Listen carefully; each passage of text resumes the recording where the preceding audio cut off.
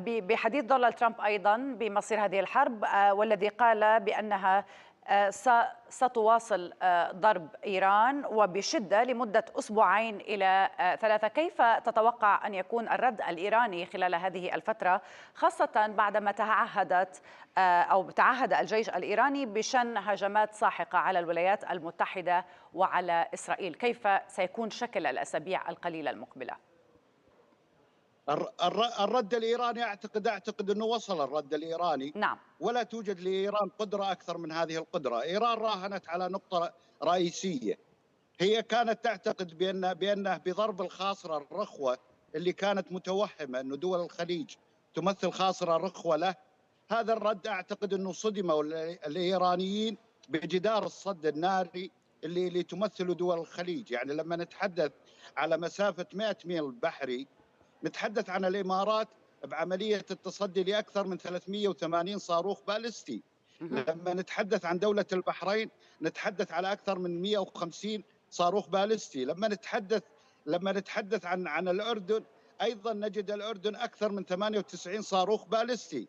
إذن إيران قدمت أسوأ ما لديها، وهذا اللي كانت تهدد فيه في عملية إنه ابتزاز المنطقة.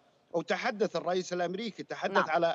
على مصطلح البلاك ميل اللي هو الابتزاز. اعتقد انه المنطقه تجاوزت قدرات ايران، واعتقد انه ايران الان في عمليه ويتنج وانتظار لرد الفعل. واعتقد انه رد الفعل هو قادم بقرارات اقتصاديه. اذا نعم. ما اذا ما اشرنا الى الاجتماع القادم المغلق لمجلس الامن، ايضا اعتقد انه القرارات الاخرى اللي ستكون تراتبيه وستكون وبالا على النظام الايراني. اليوم الولايات المتحده كشفت حقيقه التآمر اللي موجود ما بين منظومه اوروبا وما بين منظومه الصين.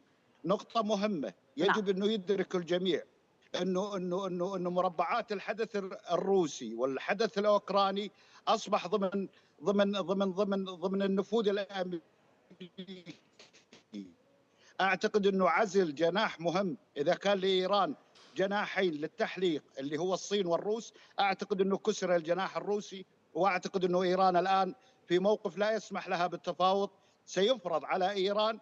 وانا سبق وقلت اعيد نعم. بصوره واضحه انه كما شاهدنا خيمه صفوان سنشاهد خيمه طهران. ومن يتحدث على انه هذه مفاوضات سلام، يجب تصحيح هذا المصطلح بالاعلام العربي. هي مفاوضات استسلام، وستفرض الشروط على ايران.